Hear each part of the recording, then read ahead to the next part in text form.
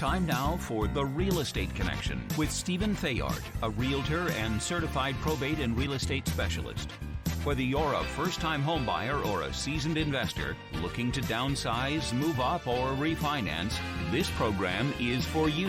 Our house in the middle of our street. From probate sales to landscape design to home repairs and maintenance, this is your weekly look into all things real estate. Now your host for The Real Estate Connection, Stephen TheardGood.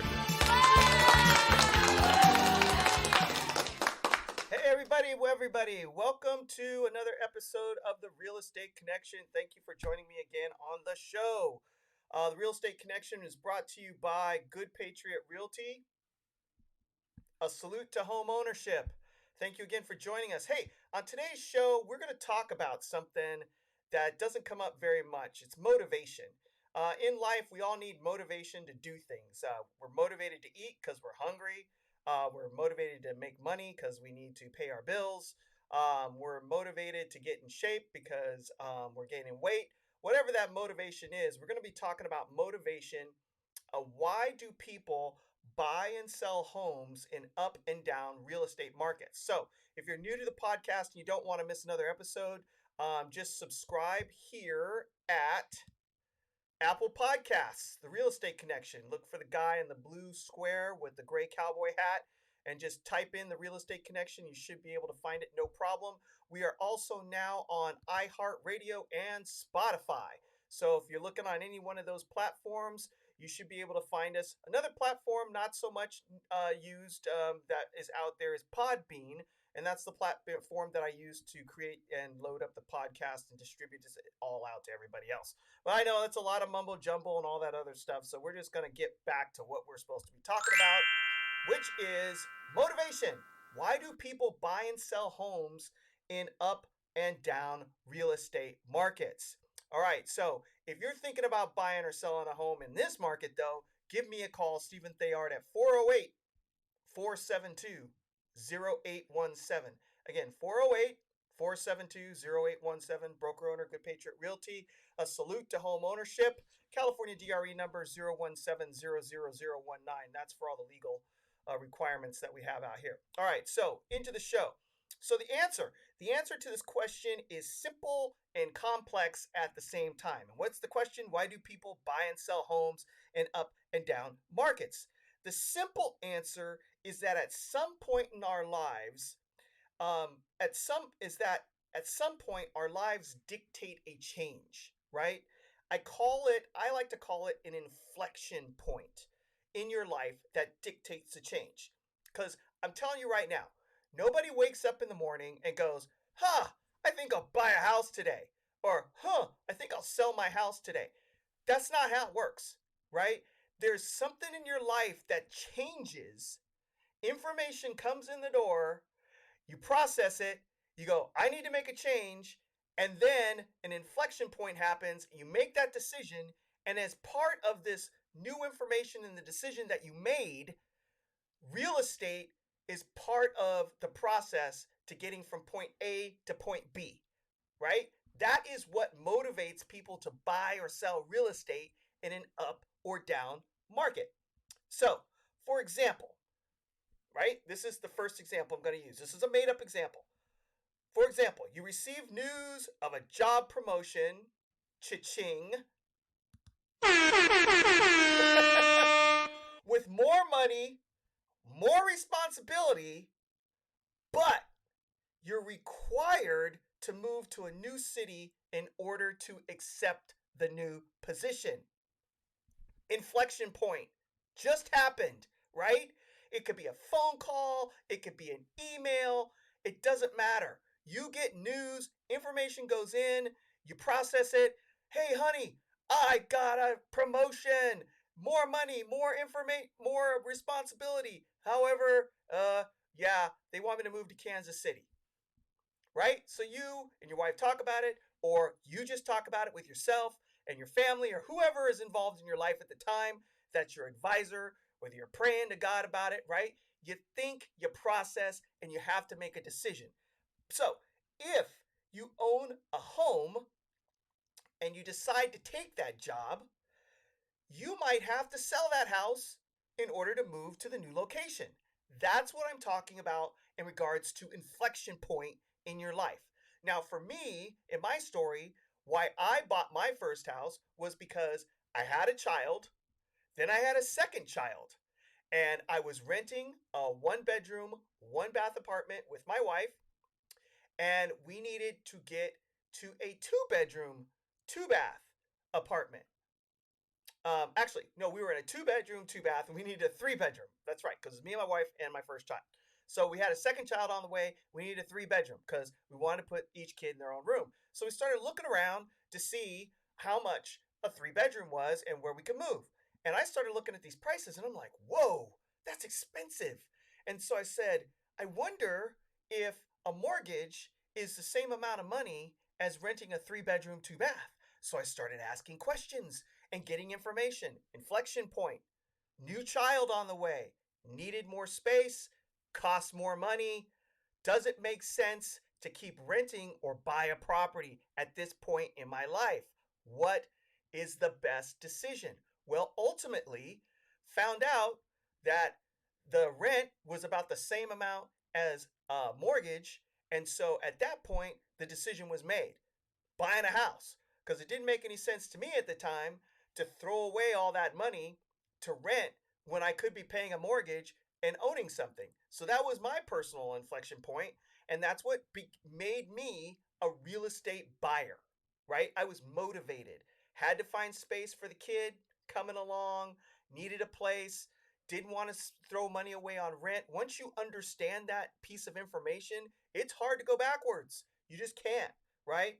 So, the reasons people buy or sell homes in up markets like we just experienced over the last 3 years um, are wider and more varied. Okay, there's just more reasons when a market's going up why people want to get involved. This can include the economic environment, such as low interest rates. It can also include flexibility and living location due to the opportunity to work remotely, which was unique for the pandemic over the last couple of years because all of a sudden you could work anywhere in the United States because people were working from home. They were forced to. So all of a sudden you had a wide open opportunity to move to places that you may not have necessarily have gone to because you needed to be close to your job. All of a sudden you didn't have to be close to your job anymore. You could live anywhere as long as it had an internet connection, right? And good service. You could go anywhere you wanted and still work. That opened up lots of opportunity and more variables. However, variables like these can come and go as the economic environment changes. And I apologize for looking down because I'm reading my notes. I got a lot I want to make sure that I cover and I don't want to miss anything. So forgive me. All right. So how variables like these can come and go in wait, reasons for buying or selling homes in down markets are more fixed. All right. So in an up market, you have all these variables that you're dealing with. You have low interest rates. You've got prices going up. You've got the ability to work from any location in the United States of America, right? But as that economic window starts to close down because it changes in the market, then you start going into more fixed, fixed reasons for buying a home, right? And these are more situational things that happen in life that happen no matter what the economic conditions are, right? These things are going on no matter if there's inflation or no inflation, whether the interest rates are high or interest rates are low, which is going to cause you to have to make a decision to move if you can, right? So this includes what we just covered in the very beginning, which is a job transfer or a promotion, right? Meaning work-related issues, births of children. So you're living in a 1 bedroom, 1 bath, and you already have 2 kids, and the third kid's on the way, and there's just no more room. You got to go, and you got to find more space. And you may have run into the same issue I did. It costs more money to rent that bigger space, and it's equal to a mortgage depending on where you are in the United States of America. And so you go, hey, we're going to buy a house. We just, it makes more sense. Retirement, you retire. You're on fixed income now. You're not making as much money as you used to make. And so cost of living issues may come into play depending on where you are living when you retire, and deciding you want to stretch out those retirement dollars in an area that has a lower cost of living. Boom, another inflection point. You're retiring, you got to move to another spot where it's going to be cheaper. Marriages, you're going to get married. Hey, nephew of mine is getting married. It's going to be great. Can't wait to go to the wedding. But, right, the situation he's in, he's gonna have to make some determinations about living situation, right? So marriages, divorces, unfortunately, they still happen. It's sad, but it does. Okay, it still happens. And so when households split up, houses need to get sold sometimes. If one can't afford to buy the other person out, the court may order it. It's just part of life, unfortunately. Divorces and deaths. Deaths of family members. So, for instance, you've got a brother who's been battling cancer for a very long time. He's single, and he owns a home, and he passes away, and he leaves it to the family. And in the will, it says that the house is to be split up from the sale, and so you have to sell, right? Or it could be grandparents or parents, whatever reason, or whoever passed away. A death in the family is another inflection point that takes place no matter what the market conditions are, that require sometimes the sale of real estate, or maybe even the purchase of real estate. All right, so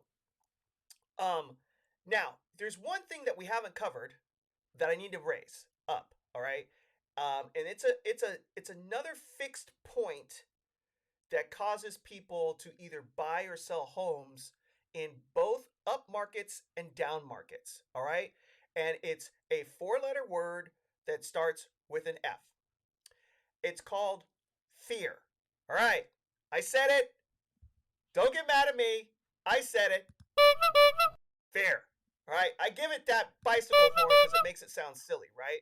Because at the end of the day, it's just a phantom of what may or may not happen, right? Fear. But we all deal with it, right? So, how does fear rear its ugly head in an up market? Well, it's called FOMO, fear of missing out. That is a thing, right? We all do it. Everyone's going to see the movie and you want to go too and you don't want to miss it. Or a bunch of friends decide they want to go on vacation together in a group trip and you really can't afford it, but you don't want to miss out. So you decide to go into debt a little bit because you want to experience what they're experiencing. Fear of missing out. It happens all the time, and it happens in real estate too. So fear in an up market, what does that look like? Prices are going up. Hey, everybody's making money, man. Prices are going up. You better get in on it, right? You don't want to miss it. You want to get in on the market. Interest rates are really low, dude. How long are these going to stay this low? You don't want to miss out, right? You can get a loan at 2.5%, and you can afford those payments and get into that house, and everyone's rushing around and the buzz is in the air. Bzzz, you got to get into real estate, right? Don't want to miss the train, right? Prices. This is the other thing. Prices are never coming down again, ever. You better get in, right? They're going up, up, up, up, up. Boop, boop, boop, boop, boop, and they're never going to fall, right? Got to get in on the deal. Now, what are the consequences of fear, the negative consequences of fear in an up market? Well, you might wind up paying too much. It happens, right? So you can't time the market. Everybody says you time the market, or people talk about timing the market. The problem with timing the market is no one has a crystal ball. And so we don't know when you've hit the top of the market. Nobody knows until after you're on the other side of it and it's going back down. That's the only way you know you hit the top of the market, right? So you're FOMOing into the market, kind of like with stocks. It's going up. It seems like it's never going to go down ever again. And you get a really good rate, you get a really good deal, but you have to outbid like 15 people, and you wind up paying $200,000 over the asking price, right? And then a month later, the market starts going down. What happened? You just overpaid, right? So you have to think sensibly and smart, even in an up market, to determine if the house you're buying is really what you need versus what you want. Now, I will say that in real estate as a whole, even as you reach the top of an up market and it comes back down, over time, real estate tends to trend upwards, especially in California. But there is that negative consequence of FOMOing in, getting in on the top of the market and paying too much. Also, what could happen is you could wind up ignoring red flags on a house that you wouldn't necessarily ignore if you were not in a hot market that was trending up, right? You just want to get the house. It's in the it's in the school district you want.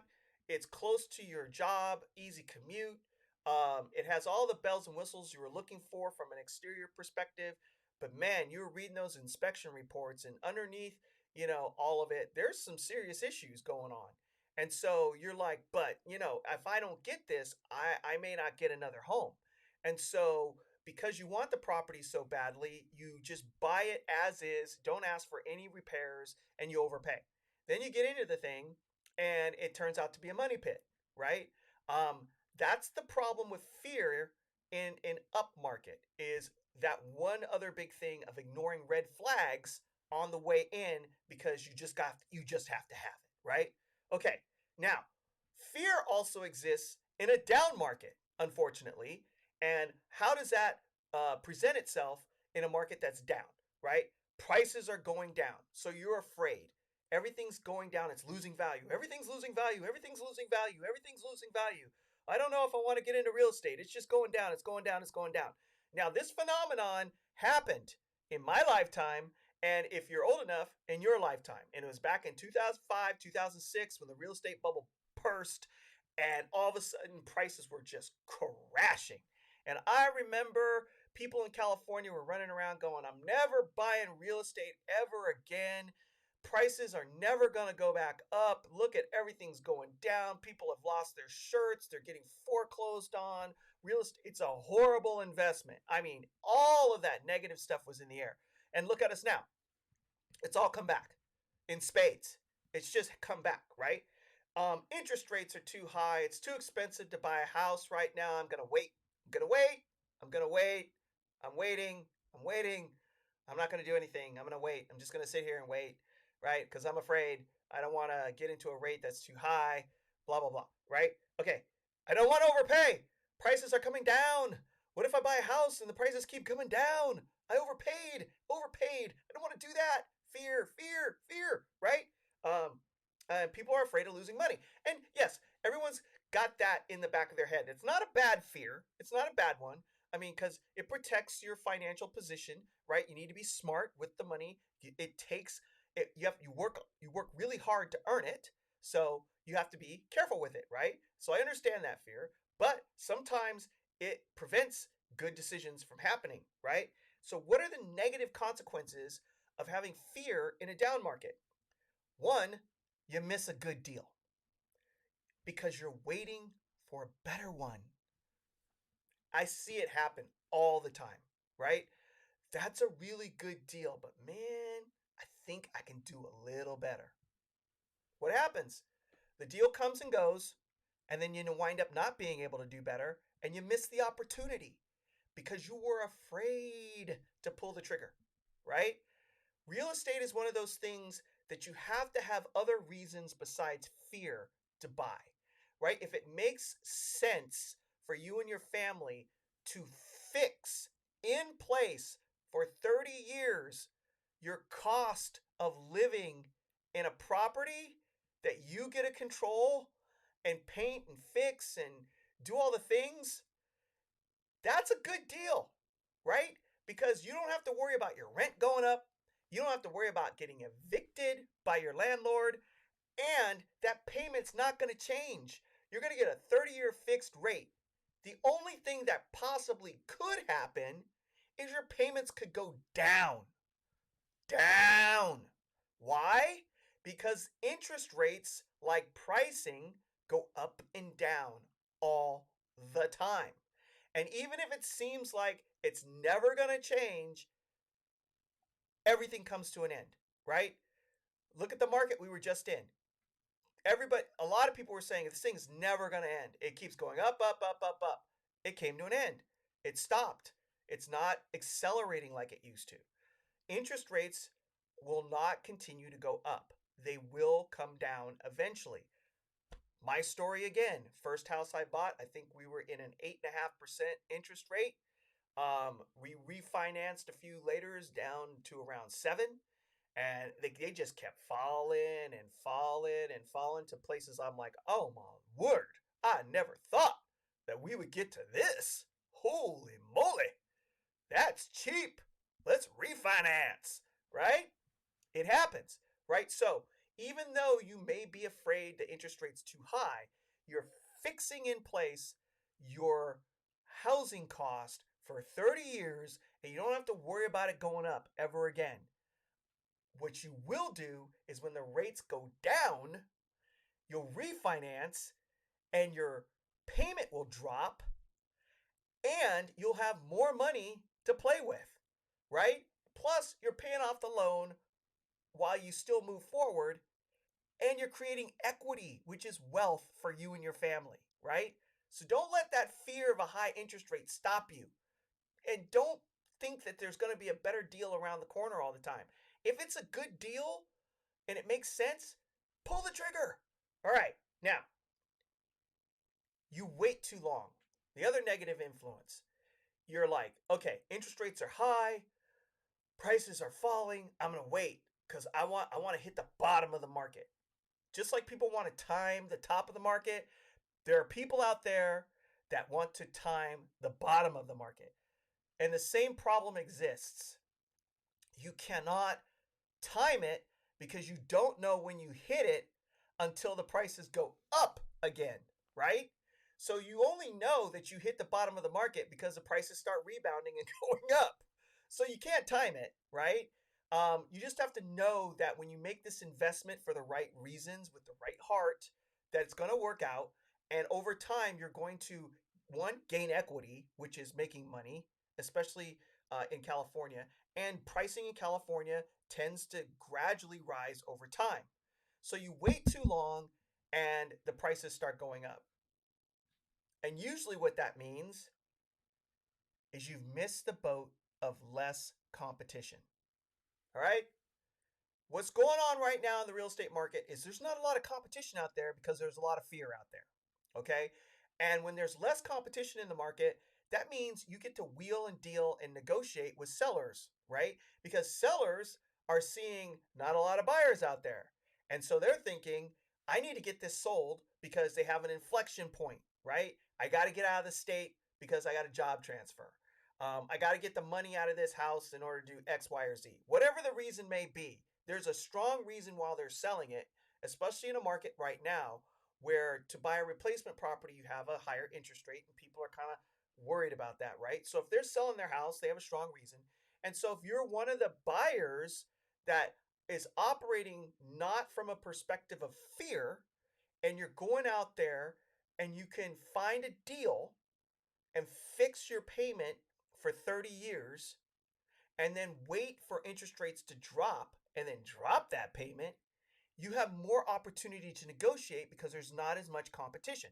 Now, that's not true across the board because there are some houses that are just absolutely beautiful, gorgeous, and people with money are just like, hey, I want it, I'm going to pay for it, right? It's going to be like that in every market. But generally speaking, during this time, you have more ability to negotiate because there's less competition in the market. And when you wait too long trying to time the bottom of the market and it turns back up, it's too late because groupthink has already been initiated. Everyone has decided all at the same time it's a good time to buy, and everybody rushes back in and the competition's back and you can't do anything about it. You just have to wait it out again. And last time it took multiple years. So we're in a time of opportunity for those who are looking to get into the real estate market without having a bunch of competition to kick you out. Meaning you don't have to compete with multiple offers and overbidding on every single house.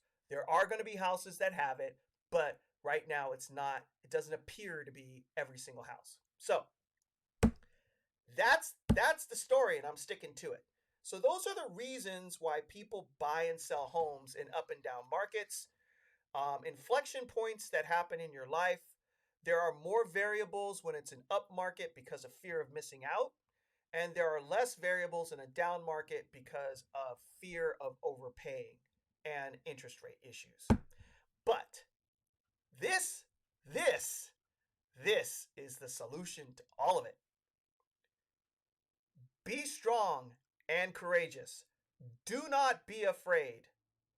Do not be discouraged, for the Lord your God will be with you wherever you go. And that includes the real estate market. So if you like the show, hey, smash that thumbs up button on YouTube when it gets posted if you're listening there. And if you're watching live, hit the like on Facebook. And if you're downloading any of these episodes on either Apple Podcasts, or Spotify, or iHeartRadio, give me a like and give me a review and a share, because it really helps for the distribution. Also have it on my new website at goodpatriotrealty.com under podcasts. So yeah, we're out there. Come and call me sometime. Let's talk about real estate. Call me sometime. 408-472-0817. And with that, God bless you. God bless you and your family. God bless the United States of America. And we will see you next week on another episode of This has been The Real Estate Connection with Realtor and Certified Probate and Real Estate Specialist Stephen Theard. Licensed Cal BRE number 0170019. For more information on this program, visit realestateconnectionradio.com. To contact Stephen directly, call 408-472-0817 or email info@realestateconnectionradio.com. And be sure to tune in next week at this time for The Real Estate Connection.